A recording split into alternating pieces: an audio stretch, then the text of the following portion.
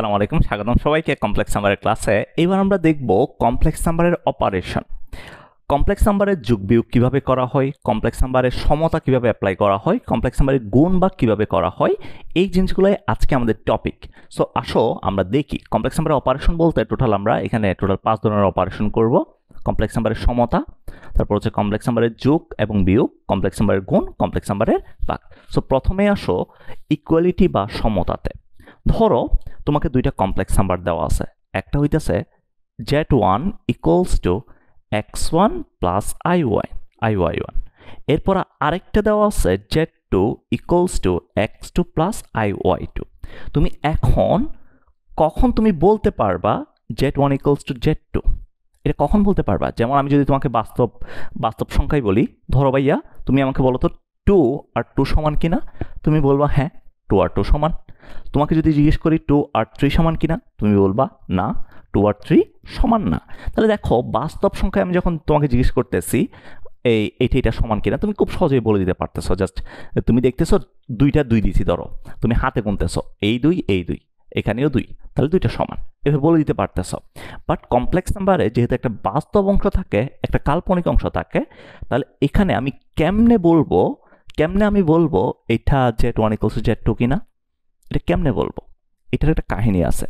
কাহিনীটা কি? তাহলে এখানে যেহেতু দুইটা অংশ থাকে আমাদের কমপ্লেক্স নাম্বারে, তাহলে z1 ইকুয়ালস টু যদি z2 হইতে হয়, তাহলে x1 ইকুয়ালস টু x2 হইতে হবে এবং y1 is equals to y2 হইতে হবে। ভালো মতো কন্ডিশনটা খেয়াল করো। যদি কমপ্লেক্স নাম্বার দুইকে সমান হইতে হয়, তাহলে x1 ইকুয়ালস টু x2 হইতে হবে, y1 ইকুয়ালস টু y2 হইতে হবে। অর্থাৎ বাস্তব ইকুয়ালস টু বাস্তব, তার মানে বাস্তব অংশদ্বয় সমান হবে, বাস্তব অংশদ্বয় সমান হবে। কাল্পনিক ইকুয়ালস টু কাল্পনিক, তার মানে কাল্পনিক অংশদ্বয় সমান হবে, কাল্পনিক অংশদ্বয় সমান হবে। তাহলে দুইটা কমপ্লেক্স নাম্বারকে সেম বলতে পারবো যদি ওই কমপ্লেক্স নাম্বারের বাস্তব অংশ সমান হয় এবং কাল্পনিক অংশ সমান হয়। যেমন তোমাকে যদি আমি বলি z1 ইকুয়ালস টু ধরো 2 plus 3i, z2 equals to ধরো 2 plus 3i, z3 equals to ধরো 2 মাইনাস 3i। তুমি এখানে আমি তোমায় কোয়েশ্চেন করলাম এখন, আচ্ছা ভাইয়া তুমি আমাকে বলো তো এই জায়গায় z1 ইকুয়ালস টু z2 কিনা, এরপরে z1 ইকুয়ালস টু z3 কিনা, এটা তুমি আমাকে বলো তো। তো তুমি কি দেখবা, z1 ইকুয়ালস টু যখন z2 জিজ্ঞেস করছি, তুমি এখানে দেখবা এটার বাস্তব অংশ কত? 2, এটার বাস্তব অংশ 2, এটার কাল্পনিক অংশ 3, এটার কাল্পনিক অংশ 3। ওকে, ম্যাচ করতেছে, তাহলে same. z1 equals to z3 কিনা একটু চেক করে দেখি। z1 এ দেখতেছি বাস্তব অংশ হইতেছে আমাদের 2, কাল্পনিক অংশ 3, z3 তে বাস্তব অংশ 2, বাস্তব অংশ মিলছে, কাল্পনিক অংশ কত? -3, কাল্পনিক অংশ মিলে নাই, তাহলে এটা হবে না। তাহলে ভাইয়া দুইটা কমপ্লেক্স নাম্বার কখন সমান হবে? যদি বাস্তব অংশও সমান হয় এবং কাল্পনিক অংশও সমান হয়। বুঝতে পেরেছো?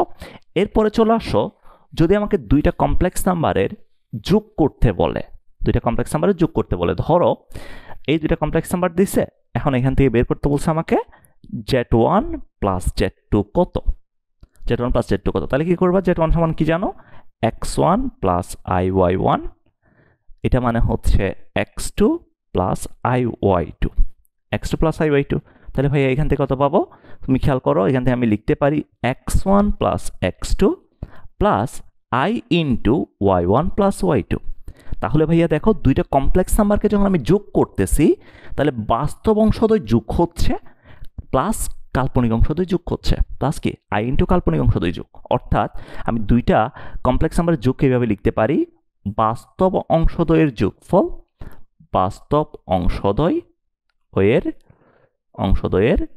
যোগফল, কি রে ভাই বাংলা লেখাগুলো এত বড় কেন? বাস্তব অংশদ্বয়ের যোগফল, আমার হোয়াইট বোর্ডে করতেছেই না, জায়গায় পাচ্ছে না। বাস্তব অংশদ্বয়ের যোগফল প্লাস i ইন্টু কাল্পনিক অংশদ্বয়ের যোগফল। দেখো তো কেমন লাগে, এত বড় লিখতে ইচ্ছে করে। কাল্পনিক অংশদ্বয়ের যোগফল, কত সুন্দর y1 y2 লিখছিলাম, এখানে কত বড় লিখতে হয়েছে। দেখো তাহলে আমরা যখন দুইটা কমপ্লেক্স নাম্বারকে যোগ করতেছি, তাহলে কি পাইতেছি ভাইয়া? বাস্তব অংশদ্বয়ের যোগফল পাইতেছি প্লাস i ইন্টু কাল্পনিক অংশদ্বয়ের যোগফল পাইতেছি। ঠিক আছে? তাহলে দেখো, ধরো আমি বললাম দুইটা কমপ্লেক্স নাম্বার, একটা হচ্ছে z1 equals to -2 plus 3i, z2 equals to 4 plus 6i। এখন তোমাকে বের করতে বলছি, এখান থেকে তুমি z1 প্লাস z2 করো। তাহলে কি করবা? z1 প্লাস z2 কত হবে? জাস্ট বাস্তব অংশগুলোকে যোগ করো, -2 প্লাস 4 প্লাস i ইন্টু কাল্পনিক অংশগুলোকে যোগ করো, 3 প্লাস 6। তাহলে এখান থেকে কত আসে? এখান থেকে আসবে আমাদের 2 প্লাস 3 প্লাস 6 মানে 9, 2 প্লাস 9i, এটাই আমাদের অ্যান্সার। বুঝতে পেরেছ? তাহলে যখন আমাদের দুইটা কমপ্লেক্স নাম্বারকে যোগ করতে বলবে, আমরা কি করব?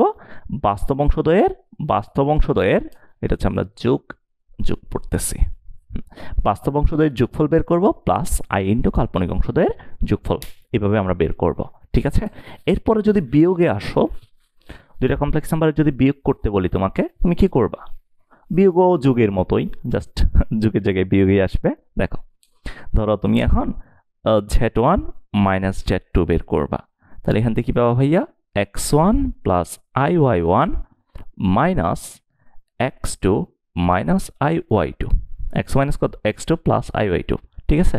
তাহলে এখান থেকে আসবে x1 minus x2 plus i into y1 minus y2। তাহলে আমি বলতে পারি এই জায়গায় বাস্তব অংশদ্বয়ের বিয়োগফল প্লাস i ইন্টু কাল্পনিক অংশদ্বয়ের বিয়োগফল।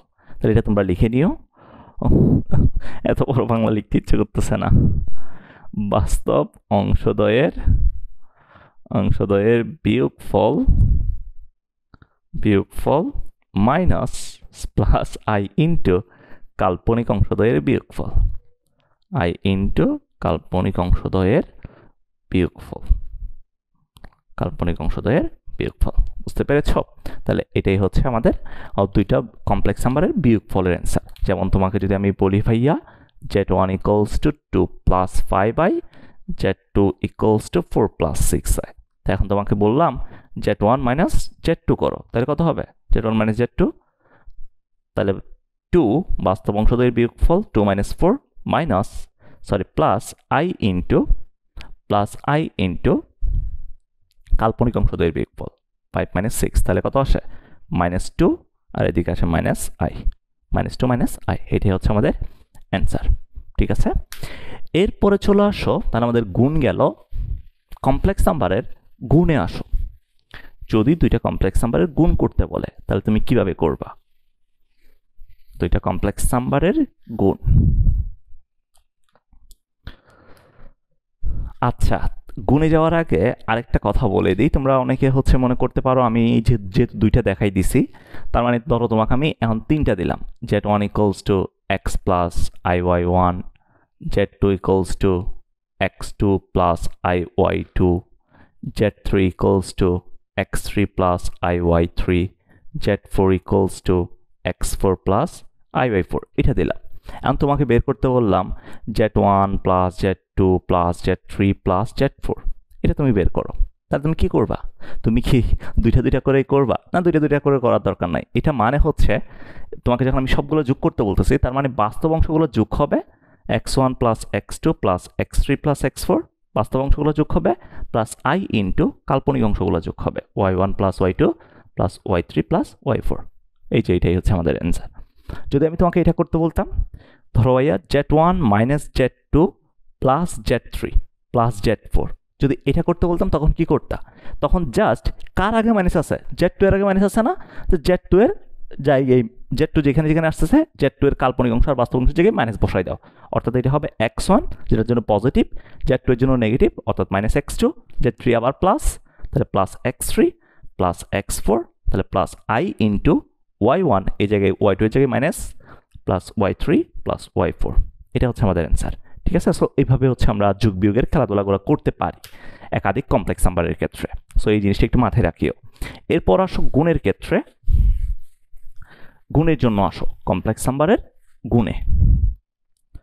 ধরো এখন তোমাকে দিলাম z1 equals to x1 plus iy1, z2 equals to x2 plus iy2।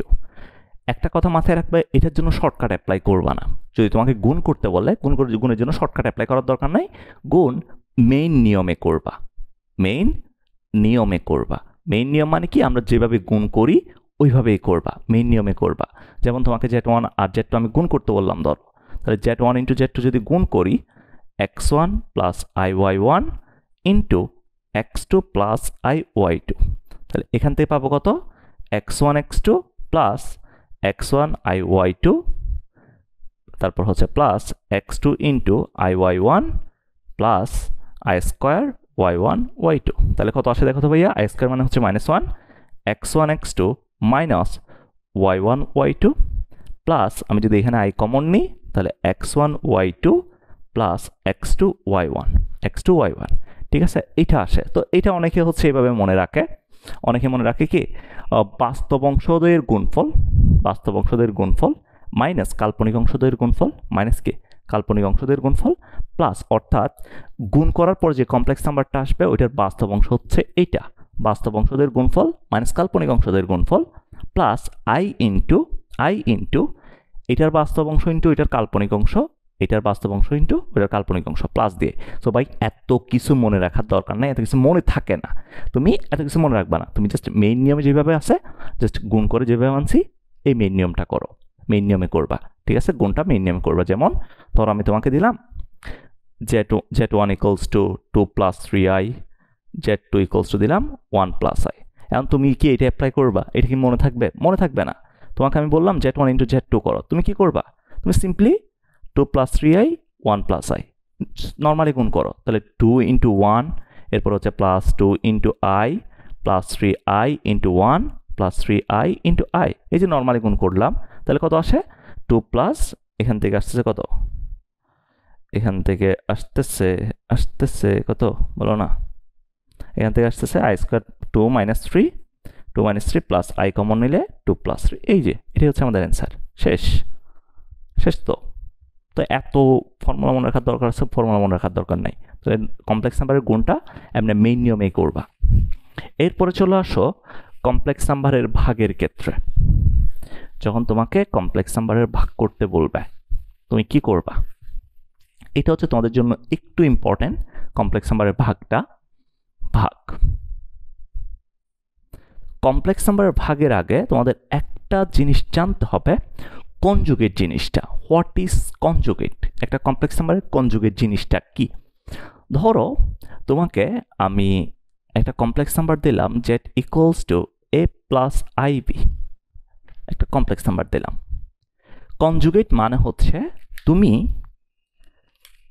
বাস্তব অংশ যেটা আছে বাস্তব অংশটাকে ফিক্স রাখবা, এটা ফিক্স থাকবে, এটাতে হাত দিবা না, এটা যেরকম আছে ওরকম থাকবে, হাত দিবা না। জাস্ট কাল্পনিক অংশ যেটা থাকবে, এই যে কাল্পনিক অংশ,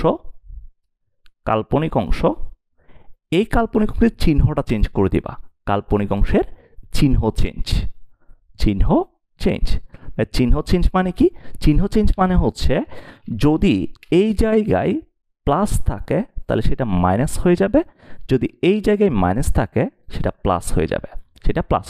তাহলে এইভাবে হচ্ছে আমরা কনজুগেটটা বের করতে পারি, যেমন z equals to plus ib বললাম, এটা কনজুগেটকে আমরা প্রকাশ করি z বার বা z প্রাইম দ্বারা বা z প্রাইম, যে কোনো একটা দ্বারা প্রকাশ করতে পারবা। তো আমি এটাকে হাত দিব না, এটা যেরকম আছে ওইরকমই রেখে দিলাম, এখানে প্লাস আছে বি এর আগে, ওটাকে মাইনাস করে দিলাম, তাহলে z bar equals to a minus ib। যেমন তোমাকে বললাম ধরো z ইকুয়ালস টু আমি 1 প্লাস i বললাম, z equals to 1 plus i। এখন z বার যদি জিজ্ঞেস করি z বার কত হবে, z বার হবে 1, তো ফিক্স থাকবে, জাস্ট i এর চিহ্নটা চেঞ্জ করে দিব, 1 মাইনাস কত, 1 মাইনাস i।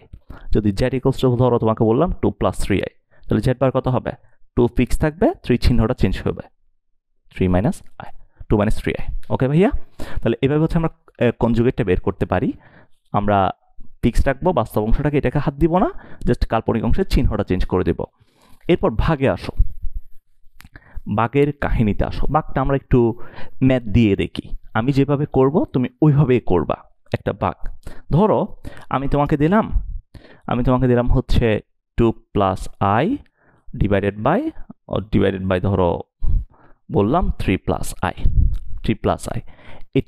এটা তুমি বের করো, 2 plus i divide by 3 plus i, এটা তুমি বের করো। তাহলে তুমি কি করবা, নিয়মটা কি, ভাগের নিয়মটা কি? নিয়ম হইতেছে লব এবং হরকে লব এবং হরকে হরের অনুবন্ধী দ্বারা গুণ করতে হবে। লব এবং হরকে হরের অনুবন্ধী দ্বারা গুণ করতে হবে। লব এবং হরকে হরের অনুবন্ধী দ্বারা গুণ করতে হবে। তাহলে ভাইয়া কিরকম, এই যে 2 plus I divided by 3 plus I, হরের অনুবন্ধী কত 3 মাইনাস আই না, তো ওইটা দ্বারা গুণ করো, তাহলে 3 মাইনাস আই, এদিকেও 3 মাইনাস আই। লব আর হরকে হরের অনুবন্ধী দ্বারা গুণ করলাম, তাহলে উপরে কত আসছে, উপরে নর্মাল গুণ করো, 3 দুগুণে 6, তারপর হচ্ছে মাইনাস 2i, তারপর হচ্ছে প্লাস 3i, এরপর হচ্ছে minus I square, divided by নিচে কি আসছে A plus B into A minus B না, তাই plus B into A minus B মানে কি A square minus B square. Okay ভাইয়া, তাহলে এখান থেকে আমরা লিখতে পারি উপরে 6 মাইনাস 2i প্লাস 3 মানে হচ্ছে প্লাস আই, আই স্কোয়ার মানে হচ্ছে মাইনাস ওয়ান, তো এখানে একটা মাইনাস আছে, এটা প্লাস হয়ে যাবে, প্লাস 1 ডিভাইডেড বাই নিচে কত 3 স্কোয়ার আর আই স্কোয়ারের মানে কত মাইনাস 1, তার মানে প্লাস 1 হয়ে যাবে। তাহলে উপরে আসে ভাইয়া 7 প্লাস আই ডিভাইডেড বাই নিচে আসে কত 9 প্লাস 1 মানে 10। এরপর তুমি বাস্তব অংশটাকে আলাদা করে দাও, কাল্পনিক অংশকে আলাদা করে দাও, তাহলে এটাকে লিখতে পারি 7/10 প্লাস আই বাই 10। তাহলে যেখানে বাস্তব অংশ কত, বাস্তব অংশ হচ্ছে 7/10 আর কাল্পনিক অংশ 1/10, ঠিক আছে। সো আমরা এই যে কমপ্লেক্স নাম্বার ভাগটা আছে না, কমপ্লেক্স নাম্বার ভাগটা হচ্ছে আমরা এইভাবে করি, অর্থাৎ লব এবং হরকে হরের অনুবন্ধী দ্বারা গুণ করে তারপর আমরা সলভ করি। তো আমি যেভাবে করছি তোমরা ওইভাবেই করবা ভাগটা, ঠিক আছে ভাইয়া। এখন এই যে আমরা অ্যাপ্লিকেশনগুলো পড়লাম, কমপ্লেক্স নাম্বারে অনেকগুলো অ্যাপ্লিকেশন তো পড়লাম, এই অ্যাপ্লিকেশনগুলো আমরা কিভাবে কাজে লাগাবো, সো এইটার জন্য আমরা কিছু ম্যাথ দেখব, আসলে অ্যাপ্লিকেশনগুলো কোথায় কাজে লাগে। এই টাইপের কিছু ম্যাথ আসবে, যেমন 5 plus 2i divided by 4 minus 3i, এটাকে a প্লাস ib আকারে প্রকাশ করো, এই টাইপের কিছু ম্যাথ আছে।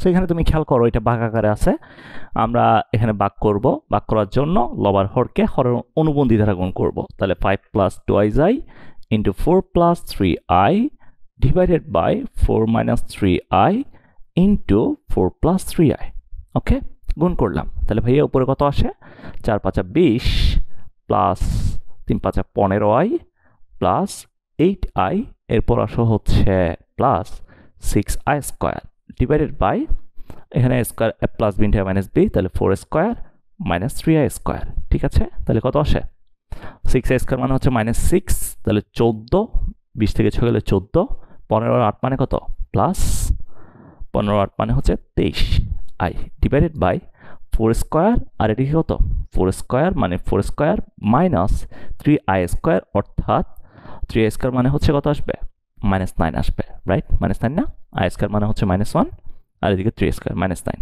তাহলে 14 plus 23i divided by 4 square plus 9, 16 plus 9 মানে 25। তাহলে ভাই এটাকে যদি a প্লাস ib আকারে লিখি, তাহলে 14/25 plus 23 divided by 25i, 23 divide by কত আসে 25i আসে।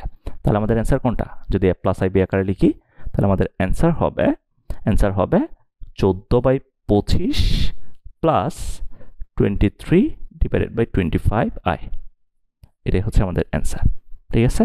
তাহলে আমাদের এই অ্যাপ্লিকেশনগুলোকে ইউজ করে কিছু ম্যাথ আছে, যে এখানে আমি জাস্ট কয়েকটা ম্যাথ দেখাই দিছি, আর অনেকগুলো ম্যাথ আমরা করব, ঠিক আছে। তোমরা ক্লাসগুলো একটু ভালো মতো করিও। সবাই ভালো থাকো, আজকে পর্যন্ত, আল্লাহ হাফেজ, টাটা।